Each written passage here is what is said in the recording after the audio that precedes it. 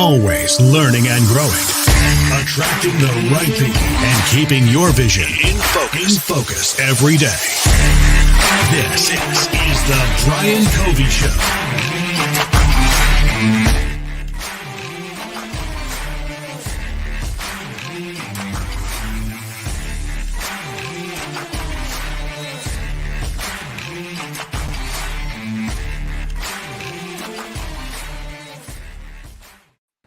What is up? What is up? So today is a great day because when I get to have my friends on, it's even more exciting to collaborate, talk about things that are important. And Kat and I connected. I'm gonna give you a little background here through some mutual friends, which I think 2020, all of us realized, even though we were separated and couldn't travel and all that, if you took advantage of the opportunities that were there, you could have connected with people across not just the United States, but across the entire world and made some great connections with people that are experts in their field. They've got other connections you may want to be connected to, and really just to collaborate. And that's really part of why we created the show. So I want to remind you guys, make sure you like, subscribe, leave some comments, let us know how we're doing. Let us know about guests you want to see on here. Let's get into today's. Today, I'm pumped. I was on Kat's show, and she has the HR Sucks podcast, which everybody loves the name. I think it's pretty awesome. And then also, this was pretty funny. I'm sure we'll unpack this today. You were named a 2020 Forbes social media influencer. This is pretty awesome. And then you also have your game day. You're the CEO. You've got your HR company that we were talking about earlier has really started to grow, and you've got some momentum. So I know we can talk about all things recruiting, hiring, retention, culture, things that matter out there. Let's jump into this. Let's let people know a little bit about who you are, what you're up to right now, so they can get a little bit of insight into what you're doing in 2021 as you move forward. Oh, Brian, I'm so glad to be here. I'd pretty much do any project that you needed help with or just wanted to talk to me about. So thank you for having me on your show. Gosh, so much has happened in 2020. Was it hard? Yes. I don't know if 2020 being a hard year and a good year, like that's possible, right? They're not mutually exclusive. Right. So it was so ironic because I think at the time when you came on our show, I was like such a drag about personal branding and like social media. It's something I've really conflicted with for the last few years of you have to have a personal brand and you have to like do all these posts and these captions. But the thing is, it never really felt authentic to me. You know, I would like use somebody's format. You know, there's so many programs you can like buy monthly subscriptions for, and they'll have like the stock photos and the captions that you should be using. And so I would like try that, and then I would read it and I'm like, that is not me. Like, I do not talk like that. Like, I don't say things like, hey sister, like I'm really here for you. Like that's just not my lingo. And so I had put that to rest. And then the pandemic obviously hit. I had extra time on my hands because I'm not traveling, I'm not driving, and I'm not networking in person anymore, which was, you know, pretty much a bulk of my responsibilities. Yeah. And so I just started making these videos in my backyard. I started to, they're like 1 minute, 2 minute videos, and they're really just me, my personality, but telling it like it is, how you and I would have a conversation, the exact way we would have that conversation. I'm wearing like a Nike jacket and my hair's up. Like I didn't really care for it to be this like quality production. For me, it was the message. Yeah. So I started, there was maybe, I went like 2 weeks or 3 weeks doing one every day.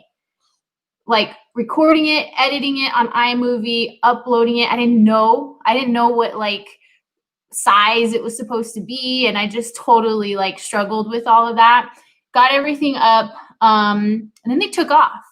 Yeah. A lot of people, and when I say take off, it wasn't like, 100,000 followers, like someone I know. But when I say take off, it was like people were watching videos that they otherwise would not have cared to watch. Yes. Which was HR. So just doing that, and then, LinkedIn was such an easy platform for me to disrupt because everybody there is so like hoity-toity and like white collar and, you know, and exactly. So I was like, well, I'm just going to button down a bit and tell things like as they're happening to me, as I would say it. Like a lot of people think I have grammar errors in some of the things that I post, but it's like, no, this is how I talk. Like, like sometimes I leave letters out of words, or I'm like, you know, I combine them, or there's slang in there. And so doing that, I think made such a huge push and made me feel so much comfortable with posting, because I felt like I could be myself. Like I look back and read my stuff and I laugh and I'm like, wow, I'm like kind of funny sometimes. So the Forbes like acknowledgement, I think I found out like a week or two after our show. And I told you were one of the first people I told. I'm like, how about that? And it was such an honor. And when you look at the other people listed, they have a tremendous amount more followers than I do. But I think what Forbes was trying to accomplish was the message. Like, how unique was the message? And so for me, it was a proud moment for all of the HR industry, because when do you see HR as like a top influencer? Doesn't happen.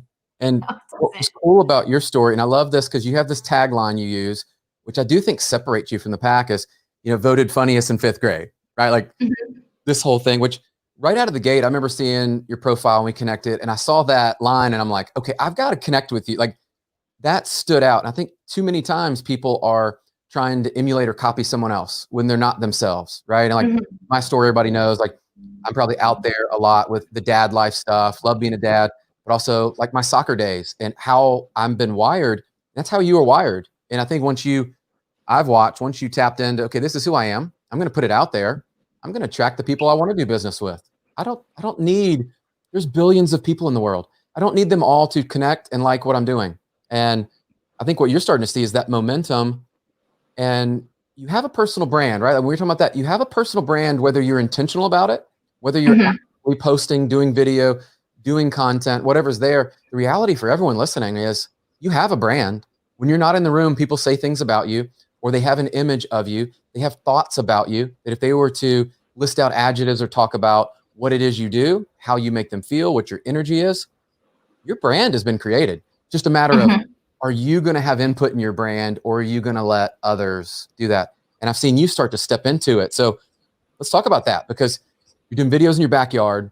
You've had some amazing guests lately, right? Like I'm going to say it because I think it's good for people to know you have stepped out of what some would consider kind of this entry level where you started, and now you're up, and you've had everybody from Dave Meltzer, one of our friends. You got Bradley coming up, right? I mean, you've had some big guests on your show that you and Carlos are friends, right? Carlos was out with Andy and the guys jamming. Yeah. Speaking of him, Carlos, if you're listening to this, can you text me back? Because I'm trying to line up this 30th guest. We'll get him on. He's on February with us, so we'll swap him together. We'll swap them. That is, you know, you're going down this personal branding path, and you're starting to set up your podcast. Like, how does all that tie into what you do? Because HR, most people would not connect that up at all with you having a podcast, with you being on social media. What's the connection and the drive behind why you're doing all that? So even the name HR Sucks, I think it's on video where I literally come up with the name.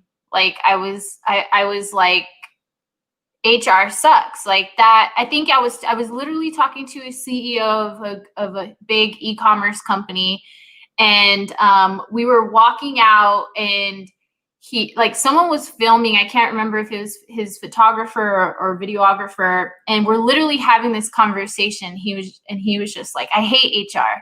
And I'm like, yeah, HR sucks. And it was like, you literally see the light bulb go off in my head of HR sucks. Yeah. Like, if anything, like the only people who are going to be mad at that title are like HR people who don't have a sense of humor, right? And they're like, you're ruining it. And like, no. It was already ruined. Yeah. There was an image. I'm trying to make it light. I'm trying to make it better. I'm trying to make it about people and connection and data, like all the things that HR is missing. I mean, when you talk, employees to business owners to CEOs, like they all just have this weird feeling about HR, the HR department. They're only brought in when things are bad. They're an isolated kind of siloed department. They're not really connected to the employees who are their stakeholders, and then they don't really have a seat at the table with the rest of the decision makers of the company. And so it was just bad, and it was very consistent across all sizes of organizations. I mean, I've talked to Fortune 500 employees, I've talked to executives of Fortune 500 employees, and it was all a similar, it was an anomaly if you had a great experience with the HR department. And so when you couple that with HR is the one department in an organization that has frequent touch points with every employee in the entire organization. Not all departments can have that, right? Like marketing. Marketing doesn't know every single employee in the organization. Maybe accounting if payroll is in that, in that one. But we have an opportunity, right? We get to influence and we get to lead and we get to guide every single employee in the organization. We have access to them, right? Pull it up. Brian Covey, oh, there he is. I can go find you. I know what department you work at. Not everybody could do that.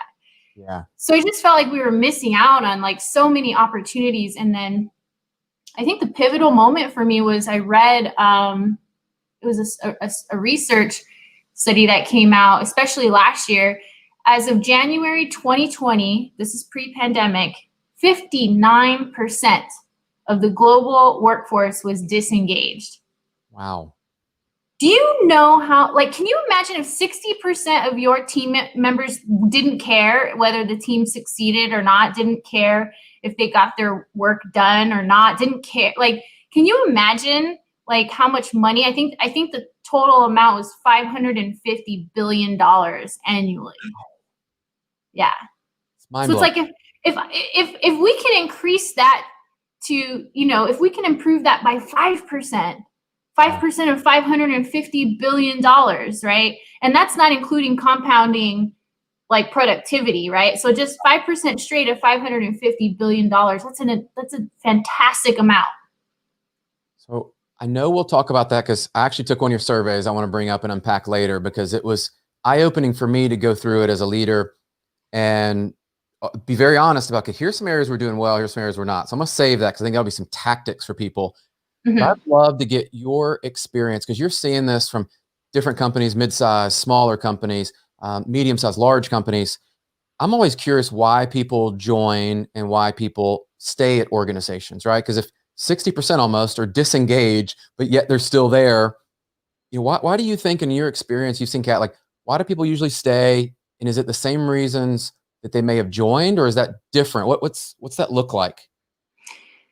So I kind of compare your job and your relationship with your employer as if it were a relationship with a significant other, right? Yeah. Why do we stay in relationships for so long that we know are not serving us? We're both kind of miserable, and we're just robotic and moving along. And number one, it's because I think a lot of employees and people in the world in general don't know what they want.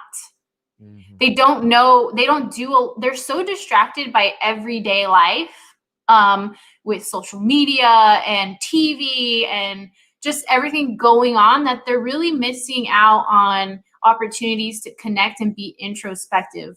What does make me happy?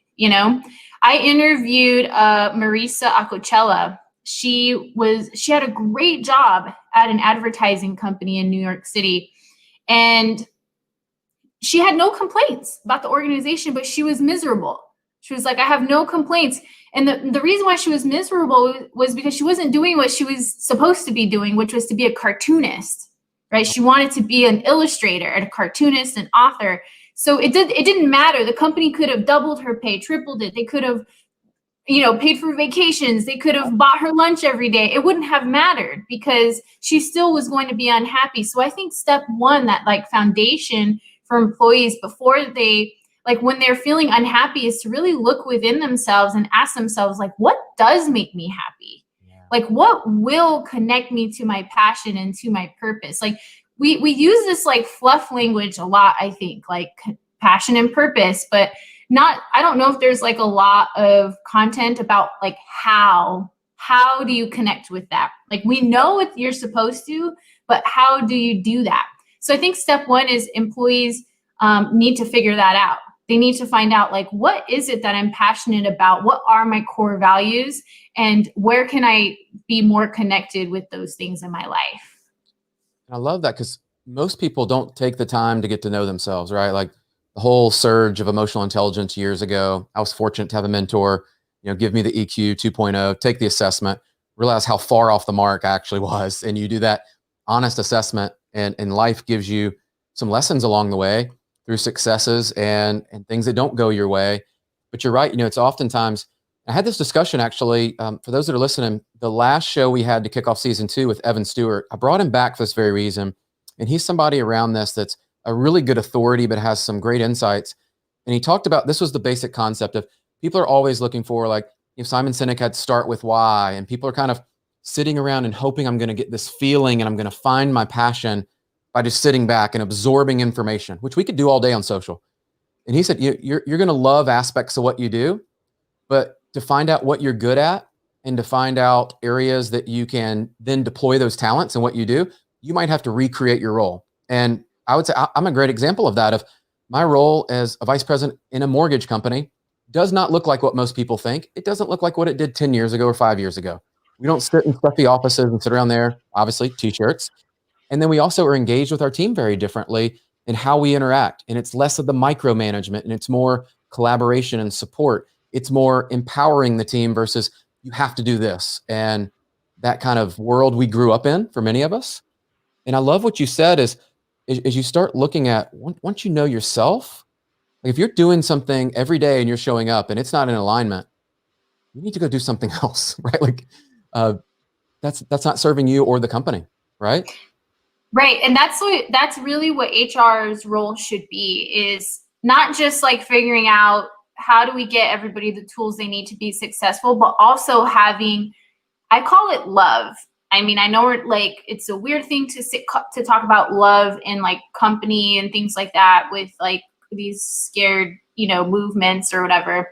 But I call it love. Like, I love you so much. I want you to be happy, and I'm going to be honest with you and tell you the truth, because truth is love, that you will not be happy here no matter what we do. So let's start looking for other opportunities for you, or even just like if it's a performance issue or whatever, like just letting them go, set them free. It's like a relationship, right? Like, set them free.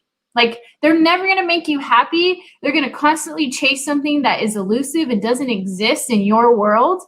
Let them go be happy with somebody else, and give somebody else a chance. Like, we have to have the love inside of us to tell the truth. And we do not do that collectively as a people in today's society. So why do you think that is? Because I think this brings up something really good, that where I found in my career, I've been fortunate. I've only worked at 3 companies. In all of them, I had great relationships with the HR team.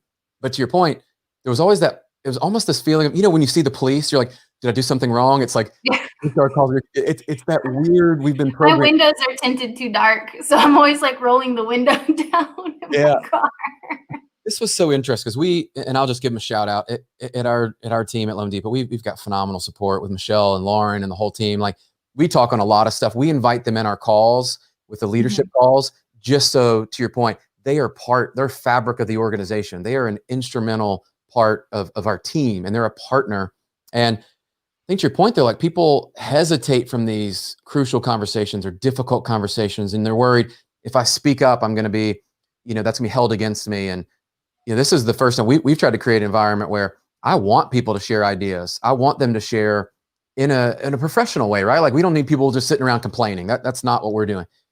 But why do you think people are not open to share some of this? You think it's because they don't feel like they're going to be heard, or insecurities? What's going on there? I mean, it varies from person to person, but I would say the biggest pattern is ego. So an ego may not necessarily be as obvious as everybody else sees it, but an ego, like if my ego is in the way, it's because I don't want to tell you the truth because I'm afraid you're going to say something back to me that's going to hurt my ego. And so that's what people are afraid of, is if I criticize this person and if they take it the wrong way, are they going to say something that's going to hurt my ego? And so if you kind of release that, you let that go of, at the end of the day, remember the truth is love, which means it has to come from a place of love first. And so if there's a difference of like, oh, like that girl's legging, like she should not be wearing leggings, that's not love. That's like judgment and you're a jerk, right? Yeah, a whole other world. So you can keep that stuff to yourself because you clearly are not coming from a place of love. But when you care about an individual's performance, you care about their success and they're like not delivering, I love them and I need to tell them the truth of, you're not delivering. And I know you can't be happy. Like, who's happy failing? Who's happy like underperforming, And so when you approach it in a space of, what can I do to help? What do you need from me, instead of you, like, you're not doing this, you're not cutting it, when we turn it into that and we don't kind of take an approach of service and servicing others, of course, ego is going to get in the way. Because you're attacking me, you're criticizing me, and you're not really bringing a solution to me. Like, if you have don't bring problems. It's like my biggest thing. Like, don't bring me problems unless you have some solutions, because I don't want to hear it. I don't care. And that's what social media is, right? It's like everybody, all these problems. Like, okay, well, what do you think the solution should be? I don't know. Well, then you shouldn't say anything. Like, you have no right to say anything. And there's no context in some of those. So as you were talking, two things hit me of some good mentors in my life that shared. One was separate actions from the person, right? So when we're talking about behaviors, we can talk about a particular action or behavior that maybe wasn't in alignment with our culture, maybe offended someone, right? That they went out of bounds, as we like to call it, used in sports analogies. And you're separating, to your point, it's not ever attacking the person. That's never allowed. That's something that's just out of bounds. But the second one, you're talking through this about raising performance. And I think everybody's looking for, how do we, manage this productivity? We're in a remote world. And I had a mentor the other day share this with me, and it was really encouraging. Was, Brian, as a leader, you're gonna have people on your team that are underperforming, and you need to build them up. They may need some encouragement at that moment in their life. So that's one group. He said, but I would challenge you, the high performers right now, that there are several on our team that are having record years, record months, and they're just experiencing tremendous success. Great for them. He's like, that's the season you need to challenge them even more, because they're going to have a responsiveness to grow. They're performing well. They want to be challenged. They recognize they're doing well. And most high achievers see that level, wherever it is, and go, I recognize there's another level for me. So what do you think about that with coaching and that productivity? Everybody talks about it, and we're at home, so life is a little bit different. Mm-hmm. But coaching people through for productivity and to higher performance, are there certain tactics you see that work, or questions, like you said, to get them to realize, hey, I'm on your team. I'm going to give you tough love in certain situations, but we're on the same team. I want to see you win. How do those conversations play out best? Number one, I think it's really important to have a clear vision. Like, as a leader, you're like curating this vision for your team, and you have to consistently be able to articulate to your team what that vision is and what their role is within that vision. Because now you're connecting the value of their work. And so when you approach situations like that, if they're not hitting deadlines, or they're not hitting certain numbers or performance KPIs, you have to kind of bring it back to the vision of, hey, we all want this to happen. If this is like, if you don't do this part of it, or if we're not like hitting goals in this area, which you're responsible for, then the rest of it won't work. And so we just need you to do like your one small part. so everybody else can do their part. You have to show them like what is their role, because I think a lot of people dismiss how important their work is in an organization, especially in a big one. Yeah. Like you have, in big organizations, you have an inflated staff, right? You have like 5 social media coordinators, when you probably only need like 3 of them, but that's because people just don't produce at a high level. And so you keep hiring for it, but you're not really being intentional of, is this 40 hour a week work? Right. Or is this person just not producing 40 hour a week work? And so when I approach any like staff members who, I am so connected to my team, which I'm sure is obvious. I know when something's going on. They don't even have to say it. I have to like kind of dig for it. Sure. Like I know each and like all of their personalities. I know their family situations. Hold on, my daughter's on break. You can't watch TV right now. Last day of homeschool. She goes back tomorrow. So I know all of their family situations. I know like what's going on with them, what their challenges are. And because I ask, right, we do like a check-in with each other. And so for Katie, I'm on the phone. She's like, I want to join, Mom. She's like, what should I do? They want to join that. We're used to it here. I know. She'll pop up from time to time too. So I think that's important for me is you have to know who your team members are, like what makes them tick, what challenges are they facing. I think I always like, okay, it's weird that they're like not responding fast enough, or it's weird that they're not online right now, or like what's going on. And so I just jump on it right away. Like, hey, you good? You want to talk about something? That's the key, I think, is not letting that kind of simmer or go to the side. And to your point of just that initial response is, hey, is everything okay? I noticed things were a little bit off here or there. And it does open the door for conversation. And I can see that with you doing the engagement there. And it almost ties into when I was listening to you, as you're talking about, there's 59% of people disengaged and out there. And I love what you said earlier. I don't want people to miss that, is tying their actual role and what they do every day to the bigger mission and vision of the organization and team, so they feel like they're a part of it. And that's been, for me as a leader, that's been something I've been working on with our group, is every day, regardless of your role, each of us play this integral part to ensure that for us, it's helping someone buy their first home or second home or refinance and pay off bills, get a lower payment, whatever that might be. It doesn't happen. No one person accomplishes that solo. And so tying it together of what's the big picture, what are we actually here to do and serve? And I will tell you that has really helped, and it's created and kind of fostered this culture that, as I was taking your test, and I want to kind of talk about this, the assessment, you were asking some great questions. And I think for people that are looking to have something that they could actually go do right now, especially if you're a leader of a team, regardless of size, I found that quick quiz to be phenomenal. It was, Thank you. I recognized, like, if you're honest about it, you go, I could answer yes, but it still flagged for me some opportunities of, like our core values. Could everybody recite that? That was one that stuck out to me. And we have 5, and I'm going, I can't get to 75% confidently and tell you 75% of our team could recite those back. So that's an area right away I could do. So let's talk about the quiz so people understand, one, the resource that's there, and then we can kind of talk through what it is your team does. Because I want people to realize after they've listened to you today, they have questions, they need help. Where can they go? So let's start with the quiz, because I thought great job on that.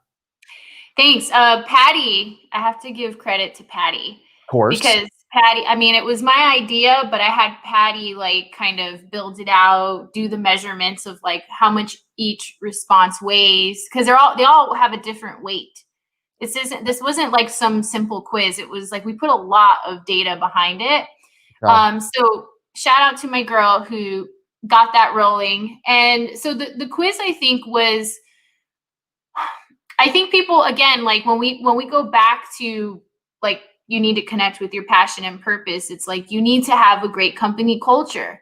How do you measure it? How do you know if it's good? And so I really wanted to create a tool for organizations to know where they stood in terms of culture and why culture. Well, we want happier employees. You know, we want happier people. When you don't have happy employees, I mean, the likelihood that if you're not happy at work, you're not going to be happy like in your general life is very high, right? Because we spend so much time working. We put a lot of our value into our work. Some of us more than others, like me. I'm with you. But you know, I think that I wanted to create a tool where people can actually see, like, where do we start? How do we do this? What does it mean to have a great culture or winning culture? And so we built that out so people can actually have something they can touch and feel and look at and understand, instead of just like, yeah, I think it's good. Like it's okay.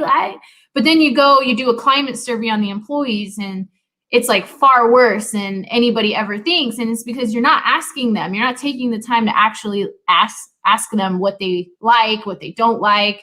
And so it's very unintentional. We're just making assumptions. So the culture is like the culture quiz is step one. Let's not make assumptions. Let's have some like actual data. And then we're hoping that people take it serious. You know, we're hoping that when they see what the results are, it maybe will spark something in them and give them like an explanation of why things aren't going the way they should be. And it's like, oh, it's because of, you know, this, and this. Right. And so now that you have identified the problem, what can you do next? Because solve it, right? You actually know what the diagnosis is. So now we just need a prognosis. So that's what the culture calculator was about. It was so interesting because, you know, our developer, he was like, hey, do you have, like, who else is doing this? Because he wanted to kind of look at some examples. I'm like, I don't know. I don't know of another like organization that's doing like an online quiz like this. And he was like, okay. And he was like, this seems to be like a common theme with you and like what you're trying to do. I'm like, yeah, that's kind of, I want to be ahead of the game. You know, I want to be the first one to bring new tools to market. It's kind of what I like to do. I don't want to wait around for someone else to tell me it's trendy. That's right. Yeah, and be ahead. So where can people find that quiz? I'll put the link in, but if those are listening and maybe don't see this, they just hear it on audio, where can they find that? You can actually, it's on our homepage. So if you go to www.gamedayhr.com, you'll see culture quiz in the top right. And then it's also in that first fold on the homepage. Yeah. If for whatever reason you can't find it, it's gamedayhr.com/contact-us/culture quiz. Love it. I think that's going to be something for any of the leaders out there. Again, I took it myself as I was prepping for our call, and it's something I would highly encourage you to do. We're going to include that in as an action item. And what I love is for those entrepreneurs listen, some of my friends that, you know, they've got their own business and all, this is a great way for you to pull in potential clients. And I love, you were saying earlier, you know, we've gotten so many of these forms filled out, and it gives you a connection point with them and have data yourself then to look at. So I thought very smart. You've created a ton of momentum, and I love what you're doing. So let's give everybody some quick, like, where can they find Kat, what you're doing, the podcast, all that you're up to, so they can follow along and engage with your journey. Sure. So the podcast is the HR Sucks podcast. It's on Apple, Spotify, Stitcher, HRSucksPodcast.com. We are wrapping up season 1, which is kind of a long season with 30 episodes. But we're calling it the pandemic season. Yeah. So we have guests lined up to guest 29. I'm still figuring out who I want for my 30th to kind of close out the season. The reason why it's time for us to close it out is because we are launching a whole series of HR courses. So not only are we going to do we offer client services to where we will provide clients with a dedicated HR team. I really felt like we can move the needle a lot faster if we trained HR professionals on very tactical, operational, step-by-step guides of this is how you turn your culture around. This is how you audit your organization. This is how you recruit. effectively for your, so we're going like all in with the courses. We also have a Facebook group called HR MVPs where we're sharing articles, blogs, answering questions, probably like the RTA kind of works similarly, right? Anybody has a question, shoot it in there and let's see what we get back. Yeah. So yeah, recording's going to stop for me in terms of podcasting probably around February. We're going all in on production studio, like a high quality production. We're going to launch these courses. And you can find me on Instagram if you really want to like see my shenanigans and stories, which, you know, I seem to enjoy. It's at Kat Ghazarian. You could just search Katrina Ghazarian. I'm like the only one in the world. So all my stuff should pop up.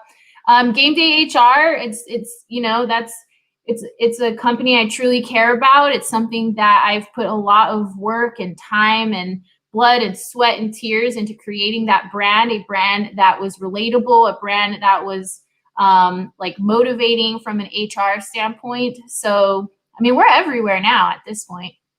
You are showing up in a ton of places. So we're going to include the links. I've loved it. You know, I've enjoyed getting to know you. And now I've got this friend that we're collaborating. We're crossing over with different people that we're doing. And that's really why I initially created the podcast, was to connect with great people that otherwise you would never have met. And so I encourage you guys, follow what Kat's doing. Make sure you check out all of those. And there's some great resources. If you need help with HR, obviously she's got the scoop there. I can't wait to see the courses. And we'll have to do this again. We'll bring you back and we'll make sure that we're still jamming there. And I just appreciate you coming on, sharing this and all the support that you've done, because look, none of us get there alone, and HR can be your advocate and your partner. And I think you've really reframed for a lot of people today how HR and how culture can be created. It's intentional. It's not something we sit back and just hope for. We've got to go out and make it happen. So thank you. Thanks, Brian. You know, I don't know if you know this, you were voted favorite guest last year. Yeah, Patty voted you favorite guest. So I mean, no, I thought you were gonna come with it with some jams, because you have good taste in music. So I was like, oh, is he gonna like surprise me with a theme song like I did? Working on it. I've been challenged on that, and then also I'm a bass player, so I have some of my musician friends are like, hey, when are you picking up the bass to do like something cool in there? So season 2 for us, you were second guest, which is awesome. I had to have you on early. I thought, you know, you never know when we'll switch it up, maybe change up the music, maybe bring out the bass. I'm ready. I could lead singer right here. There we go. There we go. All that and more, guys, make sure you follow along. We've got a very big announcement coming out that we're going to be partnering up with some other podcasters, and we're creating a syndicate, and you're going to love some of the people that we're partnering with there. So I'm going to save that for a different announcement, but today's been awesome. Make sure you go online to Apple, iTunes, all that stuff, like, subscribe, leave comments, help us get this out to more people, as we want to inspire and help everyone continue to learn and grow on their journey to become the best versions of themselves. So this has been another episode of the Brian Covey Show. We will catch you on the next one. See you guys. Bye.